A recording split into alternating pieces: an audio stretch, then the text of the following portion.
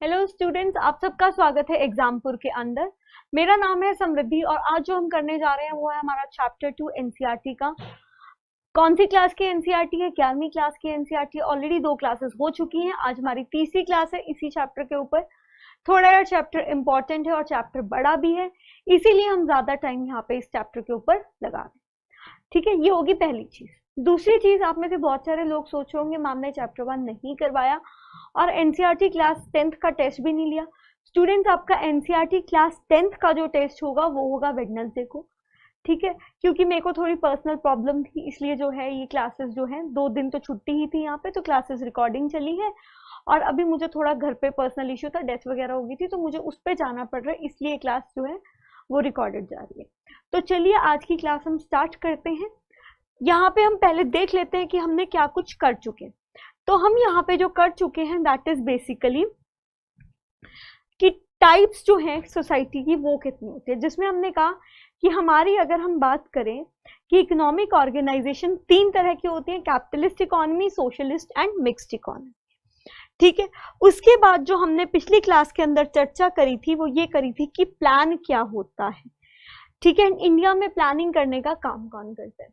फिर हमने बात करी थी long term goals and short term goals की, जिसमें हमने कहा था लॉन्ग टर्म गोल्स क्या है, मॉडर्नाइजेशन। लॉन्ग टर्म गोल्स क्या है, सेल्फ रियलाइजेशन। लॉन्ग टर्म और गोल्स क्या है, economic growth, equity, full employment, ये है आपके लॉन्ग टर्म गोल। ठीक है, फिर महलनोबिस नाम के बंदे की भी बात करी थी, he was the person who was the mastermind in the economic plan. फिर उसके बाद हमने जो बात करी थी वो करी थी शॉर्ट टर्म गोल्स की, जिसमें हमने शॉर्ट टर्म गोल्स में क्या बोला था कि शॉर्ट टर्म गोल्स जो है हर प्लान के अलग अलग थे। फिर हमने जो ब्रॉड कैटेगराइजेशन करी थी वो एग्रीकल्चर की करी थी, जिसमें हम already we have done with the land reform. अब हमें जो आगे चर्चा करनी है that is about the land ceiling. Land reform किए थे, लैंड सीलिंग अभी हमें करना है। देखो, लैंड रिफॉर्म्स अलग से भी आपका जो है एक चैप्टर भी है, जब हम लोग जो है करेंगे तैयारी, मतलब कॉम्प्रिहेंसिव वे से जब हम तैयारी करेंगे लैंड रिफॉर्म अलग से भी हम करेंगे। ठीक है, लेकिन यहाँ पे आप बेस बना लीजिए ताकि उस टाइम आपको दिक्कतों का यहाँ पे सामना ना करना पड़े। तो यहाँ पे अगर हम बात करें कि इसने क्या बात करी है, तो इसने जो पहला बोला था वो था आपका लैंड रिफॉर्म्स, कि लैंड में रिफॉर्म्स लाने की जरूरत है। मतलब जो भी एग्रेरियन आपका स्ट्रक्चर है उसको क्या करने की जरूरत है, स्टेट की डायरेक्ट इंटरवेंशन में होना चाहिए। ठीक है, ये चीज उन्होंने बोली। जैसे कि मैं आपको यहाँ पे एक सिंपल सा एग्जांपल देती हूँ। ये है आपका लैंड, ये है आपका एक गांव जिसकी ये लैंड है। अब यहाँ पे गांव की लैंड जो है वो आपकी स्टूडेंट्स कुछ इस तरह से बटी हुई, मतलब बिल्कुल लेमैन लैंग्वेज में आपको समझाती हूँ कि क्या है। तो अगर आपको याद हो कि आपने हिस्ट्री में पढ़ा था Mahalwari system, Mahalwari system, Ryotwari system, zamindari system, ये सब सिस्टम्स जो हैं ये पढ़े गए थे हिस्ट्री में। तो यहाँ पे अगर हम जमींदारी सिस्टम की पर्टिकुलरली बात करें तो क्या है, जैसे कि आप इस डायग्राम में देख पा रहे हैं, ये एक आपके पास क्या है, बड़ी लैंड है। ये क्या है स्टूडेंट्स, एक बड़ी लैंड है और ये सारी क्या है, छोटी छोटी लैंड्स है। तो ये जो बड़ी लैंड है तो यहाँ का फार्मर क्या होगा, बिग फार्मर होगा, अमीर फार्मर होगा। और अगर स्टूडेंट्स यहाँ का फार्मर अमीर है, इसका मतलब उसके पास क्या होगा, अच्छे रिसोर्सेज होंगे। ठीक है, he will have good resources. जैसे कि आप लगा लीजिए फर्टिलाइजर्स हो गया, पेस्टिसाइड्स हो गया, इरिगेशन फैसिलिटीज हो गई, हाई यील्डिंग वैरायटी सीड्स हो गई। तो ये जो अमीर फार्मर है इसके पास सारी सहूलतें होंगी। अब यहाँ पे जो दूसरे टाइप का फार्मर है, जो कि ये छोटा सा फार्मर है, ये क्या आपका स्मॉल फार्मर, या फिर इसको हम एक और टर्म से जानते हैं मार्जिनलाइज्ड फार्मर। अब ये जो स्मॉल फार्मर या फिर मार्जिनलाइज्ड फार्मर है, इसके पास बहुत छोटी सी लैंड है। अब जब ब्रिटिश इंडिया आए, उन्होंने क्या देखा कि अगर हमें इंडिया को रूल करना है, उस time Indian economy agrarian economy थी, अगर हमें इंडिया को रूल करना है तो पहले तो यहाँ के जो बड़े बड़े ये बिग फार्मर्स हैं, जिनको जमींदार बोला जाता है, उनके साथ हमें सांठगांठ बनानी पड़ेगी। तो ब्रिटिशर्स ने क्या किया, इन फार्मर्स के साथ सांठगांठ बनाने के लिए 2 कार्य किए। पहला कार्य ये था, उन्होंने इन फार्मर्स को डराया धमकाया कि भाई अगर तुम मेरी बात नहीं मानोगे तो हम तुम्हारी जो लैंड है उसको ग्रास्प कर लेंगे, हम तुम्हारी लैंड तुमसे छीन लेंगे। ये इनके द्वारा बोला गया। ठीक है, तो यहाँ पे ये चीज आपको थोड़ी माइंड में रखनी है कि यहाँ पे क्या हुआ। ठीक है, तो यहाँ पे उन्होंने ये बोला हम आपसे आपकी लैंड जो है वो छीन लेंगे। तो इन टर्न जो है बिग फार्मर्स को डर बैठ गया कि यार ऐसा है, अच्छा अब क्या करें। तो इन्होंने बोला हुजूर जैसे आप कहोगे हम वैसे कर लेंगे, जैसे कहते होते ना मेरे आका जैसे बोलेंगे वैसे कर लेंगे। इन्होंने भी यही बोला कि मेरे आका जैसे आप बोलेंगे वैसे कर लेंगे। अब इन्होंने, जो ब्रिटिश थे, उन्होंने इन बड़े फार्मर्स को बोला भाई साहब तुम्हें करना क्या है, तुम्हें जस्ट छोटे छोटे फार्मर्स के पास जाना है और उनको बोलना है कि तुम मेरे को इतना पैसा दो, और जितना वो तुम्हें पैसा देंगे उसमें से कुछ पैसा तुम मुझे लैंड रेवेन्यू की फॉर्म में दोगे। जैसे हम कह देते हैं ना कि किसी जमीन के ऊपर उन्होंने क्या बोला कि हम इस जमीन के ऊपर एक टैक्स लगाएंगे और वहां से उस जमीन से आप टैक्स कलेक्ट करके हमें दोगे। ये था जमींदारी सिस्टम। अब यहाँ पे क्या हुआ, ये जो फार्मर था बेचारा, आपका ये फार्मर क्या है, छोटा फार्मर जो है वो गरीब है। यहाँ पे अब ये फार्मर क्या करता है, उस टाइम बैंक तो हुआ नहीं करते थे, तो ये फार्मर इस बड़े फार्मर के पास जाता था लोन लेने के लिए कि भाई तू मुझे लोन दे दे, जब फसल की कटाई होगी उसके बाद मैं तुझे पैसे दे दूंगा। अब लेट अस सपोज बारिश ही नहीं आई तो क्या होगा, बारिश ही नहीं आई, उसकी फसल खराब हो जाएगी और यहाँ पे हो गई फार्मर की फसल खराब। अब बेचारा फार्मर सोच में है क्या करे, है ना, सोच रहा है क्या करें क्या करें। तो वो गिरवी क्या रखा हुआ है, लैंड, लैंड गिरवी रखी हुई, तो लैंड अब चली जाएगी। क्यों, क्योंकि उसने लोन तो यहाँ पे देना ही है बेसिकली। तो यहाँ पे आपकी जो है लैंड चली जाएगी यहाँ पे बिग फार्मर के द्वारा, राइट। तो यहाँ पे बिग फार्मर ने जब उससे लैंड छीन ली जाएगी बिग फार्मर के द्वारा, वो बेचारा लैंडलेस हो गया। हम बोलते हैं ना लैंडलेस लेबरर्स, वो इस तरह से लैंडलेस, उसके पास जमीन ही नहीं है। अब वो क्या करे, कोई बात नहीं, जमीन नहीं है कोई दिक्कत नहीं है।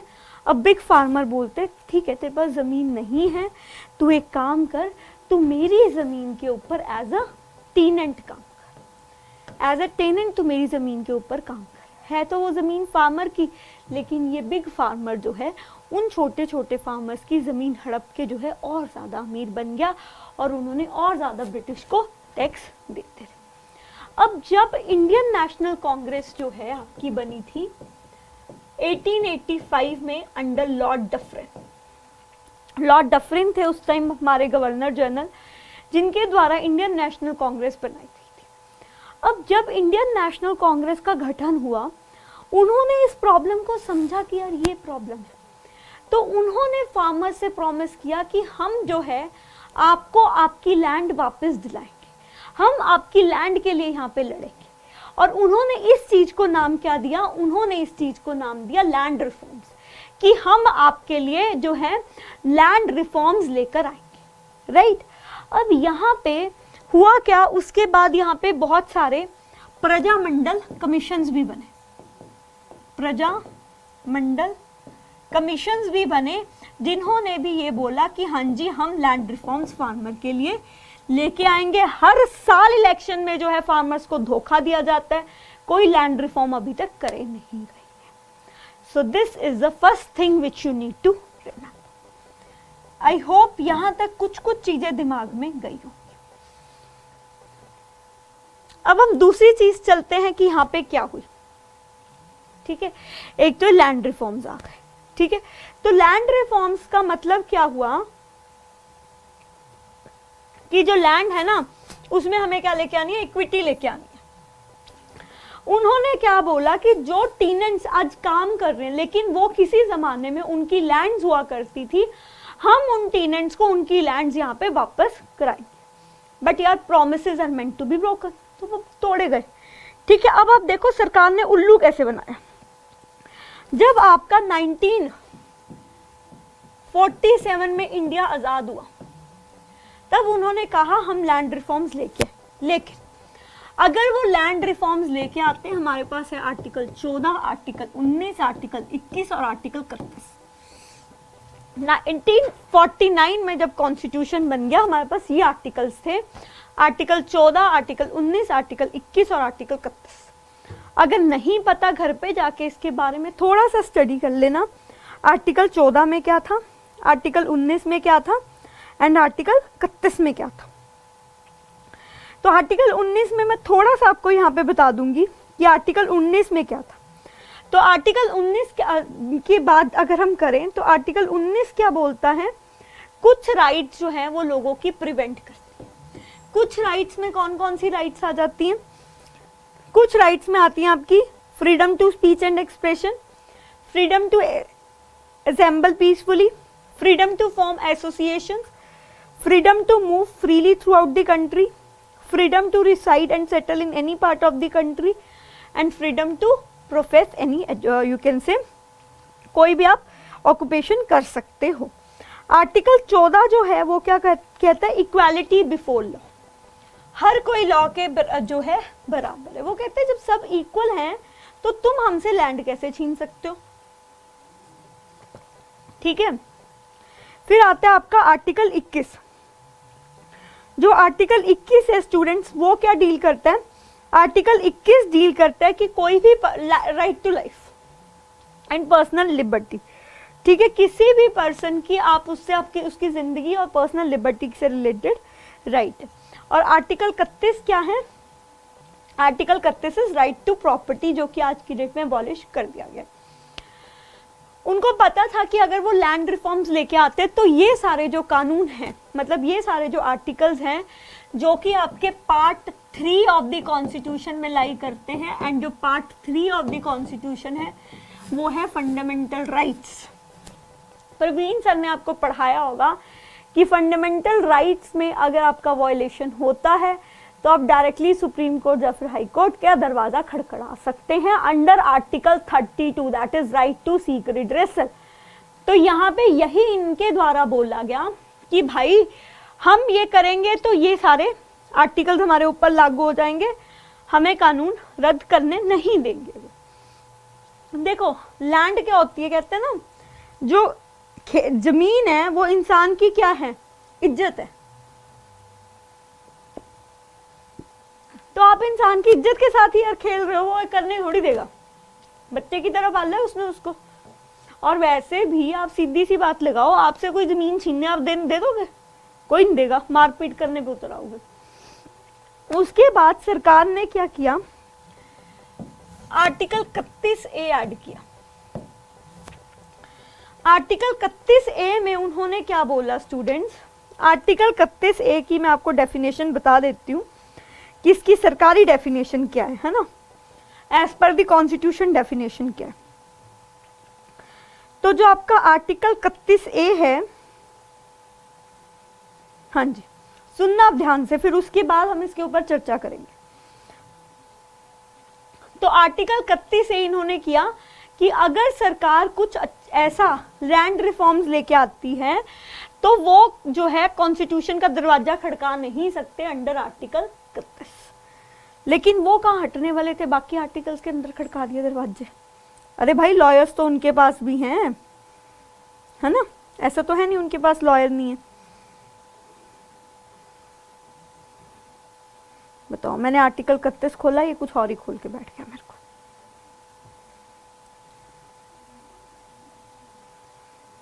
So this was inserted by the, you can say, कौन सी एक्ट ने इसको इंसर्ट किया था,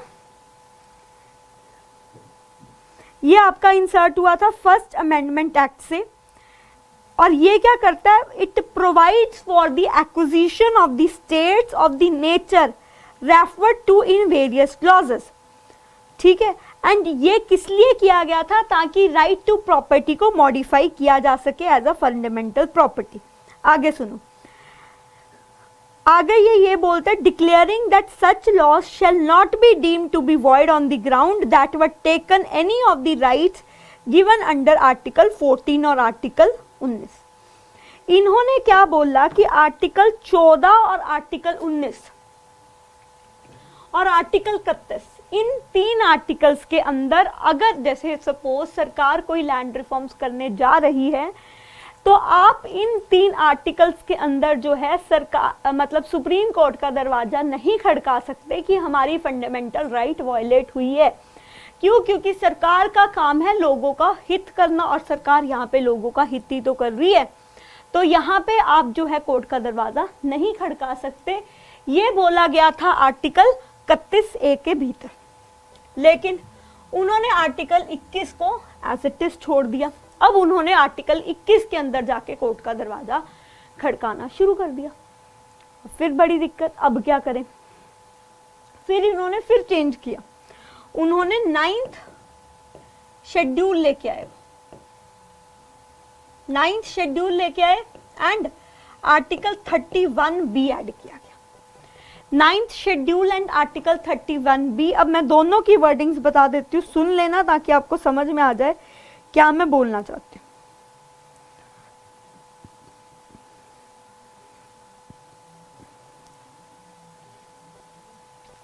पहले हम बात करेंगे आर्टिकल 31B की, विच वॉज बॉट इन 1949।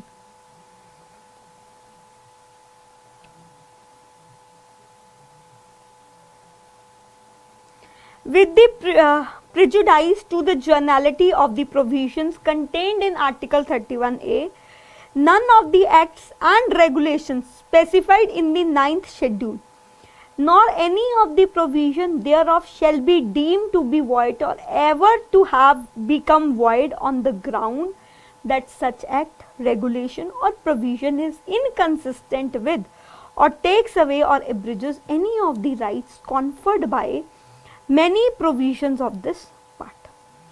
ठीक है, ये है इसकी ऑफिशियल वर्डिंग। तो ये आपका ये बोलता है कि जो भी सब्जेक्ट्स आपके 9th शेड्यूल के भीतर है, जो भी सब्जेक्ट्स आपके 9th शेड्यूल के भीतर हैं, अगर आप उनमें कोई भी चेंज करती है सरकार, वो भी लोगों की भलाई के लिए, तो आप यहाँ पे कोई भी इसके ऊपर फंडामेंटल राइट का वायलेशन लेके कोर्ट का दरवाजा नहीं खड़का सकते कि भाई हमारे साथ गलत हो। Article 31B was a very good article यार, जिसने सीधा बोल दिया था कि आप जो है कोर्ट का दरवाजा नहीं खड़का सकते अगर सरकार आपके लिए कुछ अच्छा कर रही है तो। और उन्होंने 9th शेड्यूल में उठा के लैंड रिफॉर्म्स डाल दिया कि हम 9th शेड्यूल के अंदर जो है लैंड रिफॉर्म्स डाल रहे, लेकिन आज तक 9th शेड्यूल में लैंड रिफॉर्म्स नहीं डला, डिस्कशंस हुई, लैंड रिफॉर्म्स नहीं डला। एंड वैसे भी लैंड जो है वो आपका स्टेट का सब्जेक्ट है। अब आप सोच रहे होगे मैडम स्टेट सब्जेक्ट का मतलब क्या हुआ? देखो सब्जेक्ट मतलब होता है टॉपिक्स, जैसे आप टॉपिक करते हो, तो यहाँ पे भी जो भी सरकार का काम होता है उनको 3 लिस्ट में डिवाइड किया जाता है, concurrent list, state list and union list. Union list वो होती है जिसके ऊपर लॉज एंड सब कुछ सेंट्रल गवर्नमेंट बनाती है, स्टेट लिस्ट में सब कुछ स्टेट गवर्नमेंट करती है, एंड कॉन्करेंट लिस्ट में state government and central government दोनों मिलके करते हैं। एग्रीकल्चर हो गया, लैंड हो गया, ये सारा आपका स्टेट लिस्ट के भीतर आता है। ठीक है, तो इन्होंने यहाँ पे लैंड रिफॉर्म्स कर दिए, करने की बात करी, बट भाई लैंड तो स्टेट के अंदर है। तो उन्होंने सेंट्रल गवर्नमेंट ने क्या किया, स्टेट गवर्नमेंट को कुछ जैसे कहते होते हैं रिकमेंडेशंस जारी करी कि आप ये चीजें कर सकते हैं, लेकिन अब ये स्टेट के ऊपर था कि स्टेट उस चीज को फॉलो करे या ना। So most of the states उन्होंने लैंड रिफॉर्म्स को नहीं माना, एंड सिर्फ 3 स्टेट थी जिन्होंने माना था, वेस्ट बंगाल, केरला एंड जम्मू एंड कश्मीर। ये 3 ही स्टेट्स ऐसी हैं जहां पे आज की डेट में लैंड रिफॉर्म्स है, Jammu and Kashmir, West Bengal and your Kerala. यहाँ पे फार्मर पढ़ा लिखा भी था, यहाँ पे गवर्नमेंट की भी आइडियोलॉजी थी, लेफ्टिस्ट गवर्नमेंट थी, उसका था कि हाँ हमें ऐसा करना है, लेकिन उसके बाद कोई भी स्टेट की गवर्नमेंट ने ना तो ऐसा किया, ना उनके पास पॉलिटिकल विल। तो अब यहाँ पे ये कह सकते हो कि लैंड रिफॉर्म्स की बात तो बहुत समय से चल रही है, हर साल लोगों को बेवकूफ बनाया जाता है, लेकिन लैक ऑफ पॉलिटिकल विल होने के कारण इसको इम्प्लीमेंट नहीं। So this was a little information about land reforms. I hope आपको कुछ कुछ बातें यहाँ पे भेजे में घुस गई, ठीक है, सब कुछ ओवरहेड ट्रांसमिशन नहीं हुआ। जल्दी से 2 मिनट लेके इस चीज को सबको समझ लीजिए, फिर हम आगे मूव करेंगे लैंड सीलिंग के ऊपर।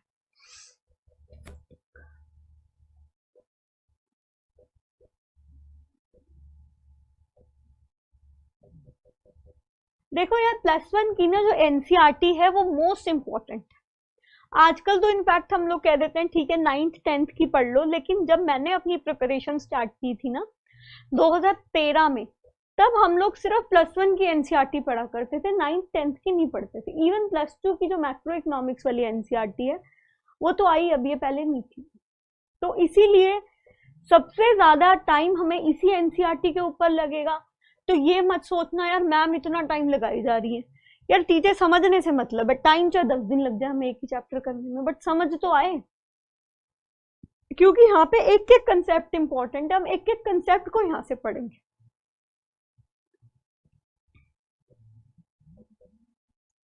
तो यहाँ पे आप कंक्लूजन क्या दे सकते हो कि जो लैंड रिफॉर्म्स है वो क्या है?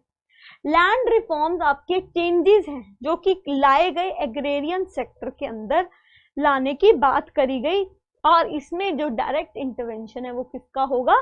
स्टेट का होगा। और इससे क्या सरकार ने कहा कि अगर हम ऐसा करते हैं तो एफिशिएंसी भी इंप्रूव होगी और प्रोडक्टिविटी भी बढ़ेगी। कैसे बढ़ेगी इसके ऊपर चर्चा करते हैं, ठीक है। पहली पॉइंट तो क्लियर है ना कि इसमें स्टेट गवर्नमेंट का रोल होना जरूरी है, बिल्कुल जी जरूरी है, क्योंकि लैंड जो एग्रीकल्चर जो है वो आपका लैंड और एग्रीकल्चर स्टेट सब्जेक्ट है। अब दूसरा इन्होंने कहा एफिशिएंसी एंड प्रोडक्टिविटी भी बढ़ेगी। कैसे बढ़ेगी उसको देख,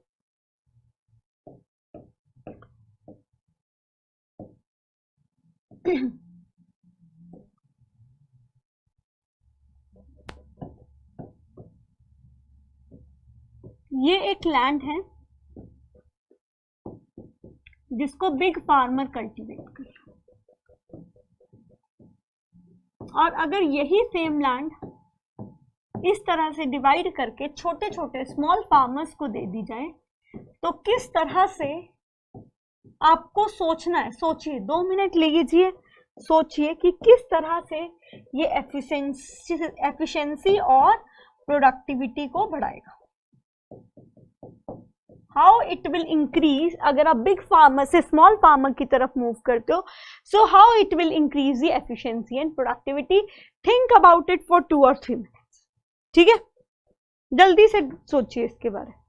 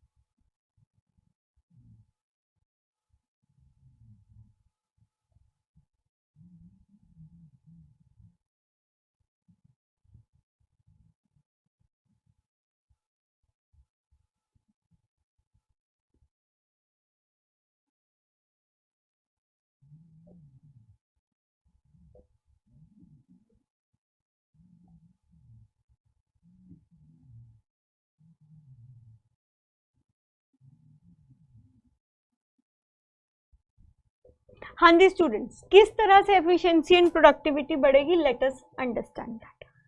ये 1-2 मिनट और लेने, चलो ले लो 1-2 मिनट, फिर ताकि जब मतलब मैं समझाऊं तो आपको समझ में आना चाहिए कि क्या बोल रही है, ठीक है। तो टेक योर टाइम।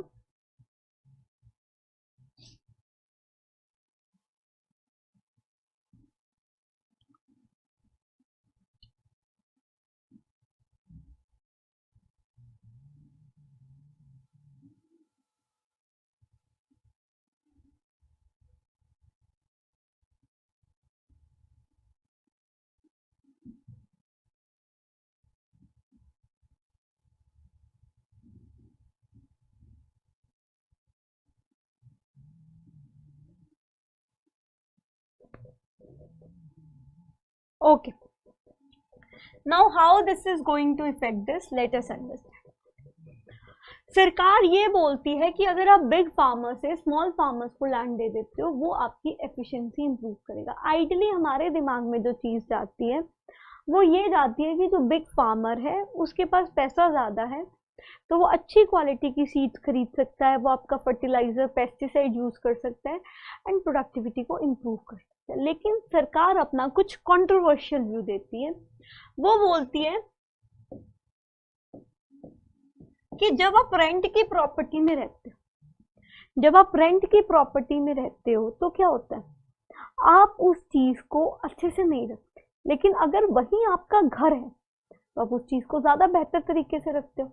सो ये सरकार के द्वारा पहला जो है यहाँ पे दिया जाता है काउंटर पॉइंट कि यार जब आप रेंट पे रहते हो, जब तब नहीं रखते तब आप यहाँ पे कैसे रहोगे। सीधी सी बात है, अगर आपका खुद का इंस्टीट्यूट है तो आप 12-12 घंटे का मैराथन भी लेते हो, लेकिन जब खुद का इंस्टीट्यूट नहीं है तो मेरे जैसा टीचर हो सकता है 6 घंटे का मैराथन ले, है ना। तो ये फर्क थोड़ा सा रहता है। एंड मोर ओवर जिस इंसान ने बिल्कुल स्क्रैच से शुरू किया उसको ये होता है मुझे और बेहतर करना है, मुझे वर्ल्ड में अपना नाम कमा, राइट। सो यहाँ पे ये फार्मर्स है, इनका यहाँ पे कोई नाम नहीं बनेगा तो ये क्यों ज्यादा काम करें।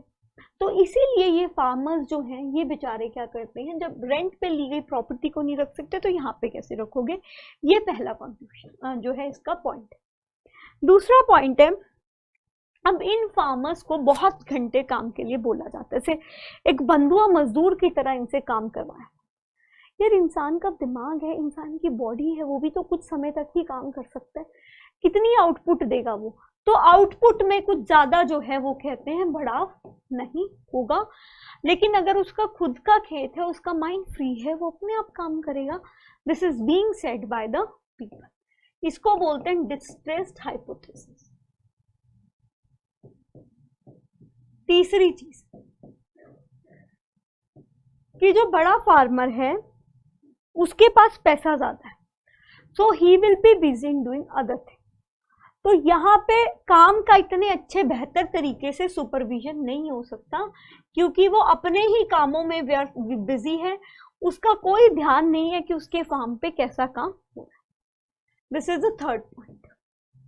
Coming towards the fourth point, और ये फोर्थ पॉइंट जो है किससे रिलेटेड है, this fourth point is related to basically कि जो एक फार्मर को उसकी लैंड वापस दे दी, यार वो तो बड़ा खुश हो गया, मुझे अपनी लैंड मिल गई, मुझे यहाँ से अपनी पैदावार अच्छी करनी, मुझे यहाँ से प्रोडक्टिविटी बढ़ानी है। और ये प्रोडक्टिविटी बढ़ाने के फॉर्म में इस तरह से सोचेगा कि यार क्यों ना मैं कोई ऐसा तरीका यूज करूं जिससे मैं अपनी प्रोडक्टिविटी बढ़ा सकूं। अब इसको पता है इसके पास छोटी सी लैंड है, उस लैंड में से इसको अपने घर के लिए भी निकालना है और अपने लिए भी मतलब बेचने के लिए भी रखना है। तो इसी तरह से ये क्या करेगा, उस फार्म पे प्रोडक्टिविटी को इम्प्रूव करेगा। तो ये कुछ पॉइंट्स जो है सरकार के द्वारा दिए जाते हैं। तो सरकार ये बोलती है कि हम क्या करेंगे, हम फार्मर्स के लिए एक लैंड सीलिंग इम्पोज करते हैं। ये हर स्टेट के लिए अलग अलग है। हम फार्मर्स के लिए एक लैंड सीलिंग इम्पोज कर देंगे कि एक फार्मर इतने से ज्यादा लैंड अपने पास नहीं रख सकता, ठीक है। तो इनके द्वारा ये चीज बोली गई, राइट। एंड इन्होंने ये भी बोला है इसके अलावा हम क्या करेंगे, लैंड सीलिंग तो रखेंगे ही रखेंगे, उसके अलावा अगर कोई लैंड को लीज पर देता है तो हम क्या करेंगे, लीज से वो कितना रेंट ले सकता है उसको भी यहाँ पे फिक्स कर देंगे। और जो भी तीसरा इन्होंने बोला, जो भी रिकॉर्ड्स अभी अवेलेबल है हमारे पास, आधी प्रॉपर्टीज तो ऐसी हैं जो कि बेनामी प्रॉपर्टीज है, जिनका हमें यही नहीं पता ओनर कौन है एंड ऑल। तो उन सारी बेनामी प्रॉपर्टीज को प्रॉपर कंप्यूटराइजेशन प्रोसेस के चलते कंप्यूटर के अंदर डाला जाएगा, फिर उन बेनामी प्रॉपर्टीज को हम ट्रांसफर करेंगे। लेकिन किसी ने नहीं किया, और ये सजेशन इंदिरा गांधी ने दिया था। आप सोच लो कितने साल हो गए इंदिरा गांधी को मरे हुए, अभी तक ये चीज इंप्लीमेंट नहीं हुई है। सो ये सब चीजें इन्होंने दी। उसके बाद उन्होंने जो बात करी वो करी कॉन्ट्रैक्ट फार्मिंग और कोऑपरेटिव फार्मिंग की बात, कि अगर आप लैंड रिफॉर्म्स लेके आते हो तो कॉन्ट्रैक्ट फार्मिंग और कोऑपरेटिव फार्मिंग को वो बढ़ाएं। Self explanatory point. तो ये सब कुछ पॉइंट्स उन्होंने दी, जरा एक बार इन पर नजर घुमा लीजिए, फिर हम आगे बढ़े।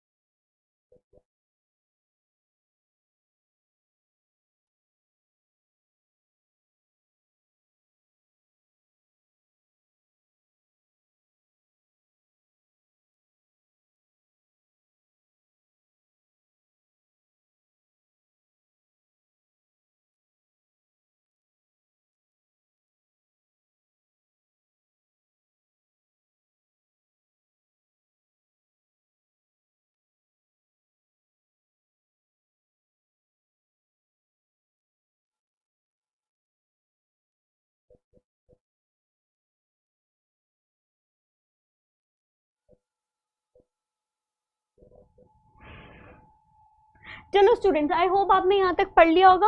अब हम चलते हैं आगे।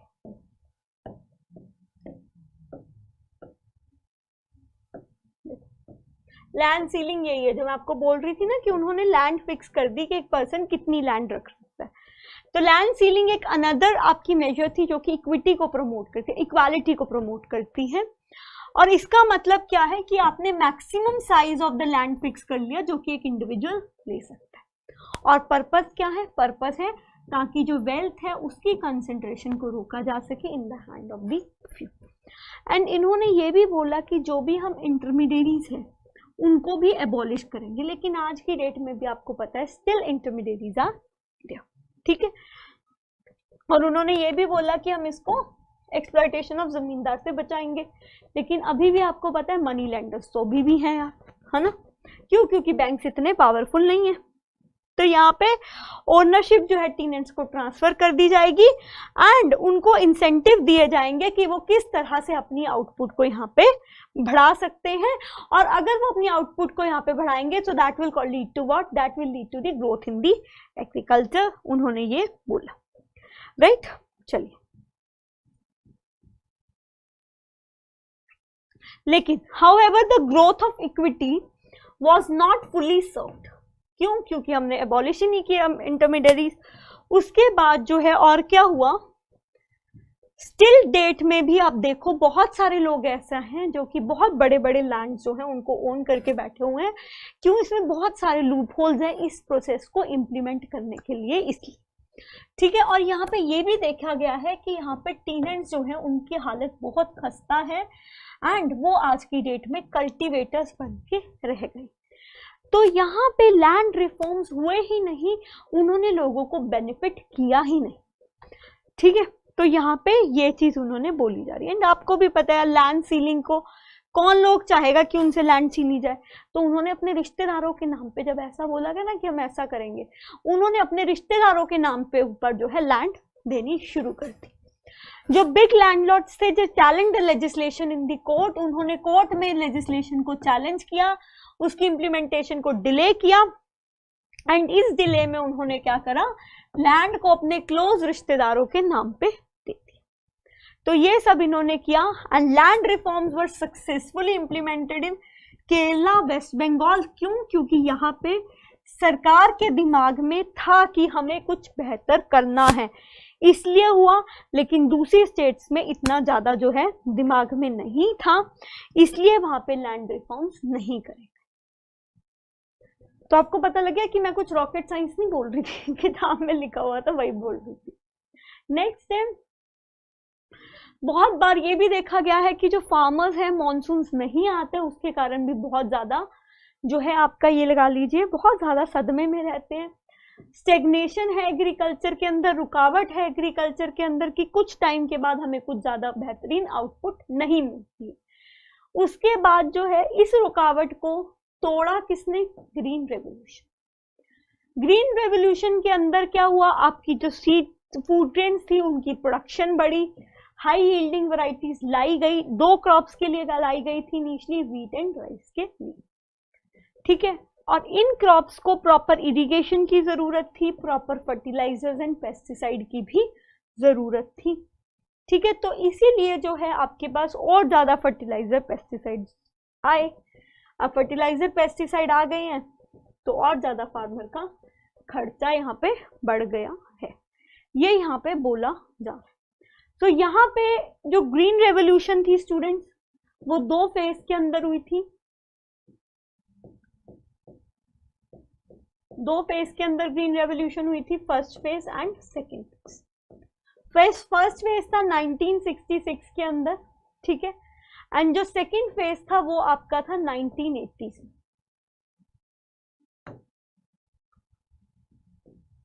एंड यहाँ पे जो ग्रीन रेवोल्यूशन थी इसने उन्हीं स्टेट्स को ज्यादा जो है यहाँ पे बेनिफिट किया, जैसे कि आप लगा लीजिए पंजाब, आंध्र प्रदेश एंड तमिलनाडु, ठीक है। तो यहाँ पे फर्स्ट फेज में 3 स्टेट्स जो है वो काफी बेनिफिशियल रही, पंजाब, आंध्र प्रदेश एंड तमिलनाडु। उसके बाद आप ये लगा लीजिए कि फर्स्ट फेज में वो किसके लिए लेके आए थे, व्हीट के लिए हाई यील्डिंग वैरायटी सीड लेके, एंड सेकेंड फेज में वो राइस के लिए हाई यील्डिंग वैरायटी सीड लेके आए थे।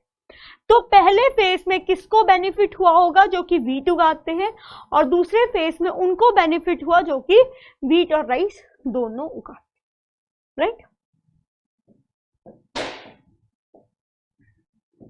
So in the second phase, as you can see over here, in the second phase of green revolution, the high yielding variety spread to a larger number of states and more variety of crops. And यहाँ पे हमने India को self sufficient बना लिया food grains में, ताकि हमें किसी और देश के ऊपर फूड ग्रेन्स के लिए निर्भर ना करना पड़े। क्योंकि 3rd 5 ईयर प्लान के भीतर क्या हुआ था, हम लोगों की स्थिति ऐसी हो गई थी कि हमें बाहर से फूड ग्रेन्स इंपोर्ट करने पड़े थे। हमने कहाँ से इंपोर्ट किए थे फूड ग्रेन, अमेरिका से फूड वो करा था, इंपोर्ट किया था। अब यार आप खुद सोचो, पहले ही कच्चा तेल और गोल्ड पे हमारे इतने पैसे लग जाते हैं, फूड ग्रेन्स भी बाहर से इंपोर्ट करने पड़े तो कितना इंपोर्ट मिल जाएगा, ठीक है ना, वो चीज। तो यहाँ पे ग्रोथ इन एग्रीकल्चर बहुत ज्यादा जरूरी है, लेकिन सिर्फ इनफ नहीं है, ठीक है। तो यहाँ पे अगेन अब क्या हुआ, लेट्स सी दैट।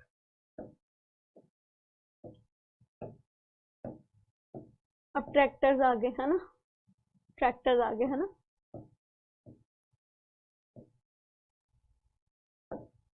अब यहाँ पे फार्मर्स क्या करते हैं, जैसे कुछ तो वो खुद खा लेते हैं, कुछ वो बेच देते हैं।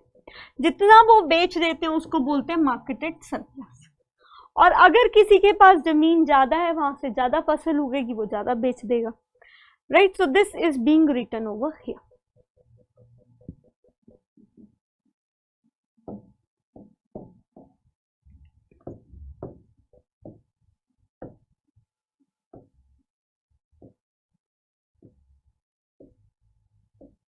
सो यहाँ पे यही लिखना है, लेकिन इसमें ये याद रखना, ग्रीन रेवोल्यूशन जो MS स्वामीनाथन इंडिया में लेके आए, उसमें 1-2 चीजें भी थी। वो ये थी कि जो क्रॉप था ना, उसके ऊपर अब जो है मतलब फंगस लगा लो आप, बैक्टीरिया लगा लो, वायरल अटैक्स जो थे वो ज्यादा भी होने लग गए थे। तो यहाँ पे अगर ज्यादा होने लग गए तो हमें फर्टिलाइजर पेस्टिसाइड भी क्या चाहिए होंगे, ज्यादा चाहिए होंगे। तो ये चीज यहाँ पे, कुछ चीजें यहाँ पे हो रही है, राइट। आई होप यहाँ तक आपको कुछ चीजें जो हैं वो समझ में आई। तो यहाँ पे आप ये कह सकते हो कि जो ग्रीन रेवोल्यूशन था उसमें हमने बेसिकली रोटेशन ऑफ क्रॉप्स के ऊपर फोकस किया, माइनर इरिगेशन के ऊपर फोकस किया, प्रोडक्टिविटी को इंक्रीज करने के लिए फोकस किया, जिसके चलते फार्मर की इनकम तो बड़ी, उसके अलावा उसको एम्प्लॉयमेंट भी मिली। तो एंड इसकी अगर आपसे कोई अचीवमेंट्स पूछ रहे तो अचीवमेंट्स क्या हो जाएंगी, प्रोडक्टिविटी बढ़ गई, प्रोड्यूस बढ़ गया, इनकम बढ़ गई, एम्प्लॉयमेंट मिली उनको। तो जब उनकी इनकम बढ़ी तो उन्होंने क्या किया, उनके लाइफ स्टैंडर्ड्स बढ़ गए। कमर्शियल फार्मिंग जो थी वो टेक प्लेस करने लग गई, जिसमें उन्होंने कैश क्रॉप्स वगैरह उगाने शुरू कर दिए, ठीक है। उसके अलावा जो है यहाँ पे क्या हो गया, बेसिकली आपको यहाँ पे इम्पैक्ट देखने को मिलता है सीड्स का भी। तो यहाँ पे ये कह सकते हो कि ओवरऑल ग्रीन रेवोल्यूशन बेनिफिट भी थी, लेकिन इसके चलते जो हमारी सॉइल की वो थी ना फर्टिलिटी, उसके ऊपर काफी बड़ा असर पड़ा था।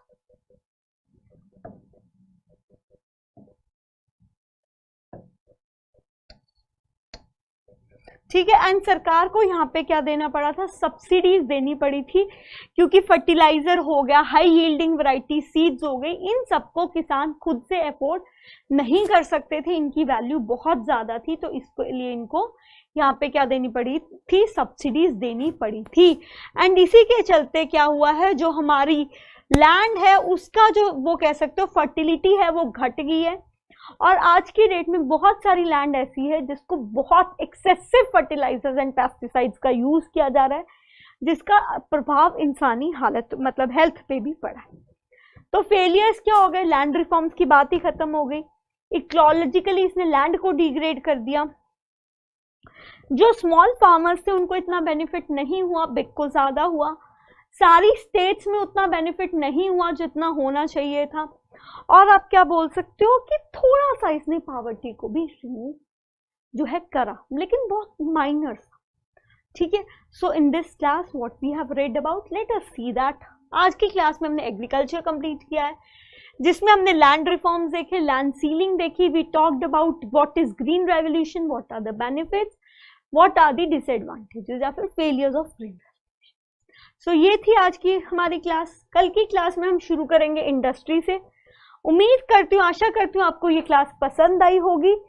नेक्स्ट क्लास भी आपकी रिकॉर्डेड होगी, उसके बाद की जो आपकी क्लास होगी वो लाइव। तो जो भी डाउट्स हुए students, don't worry, bring those doubts, we will discuss them in our live session. Bye bye, take care, have a good day.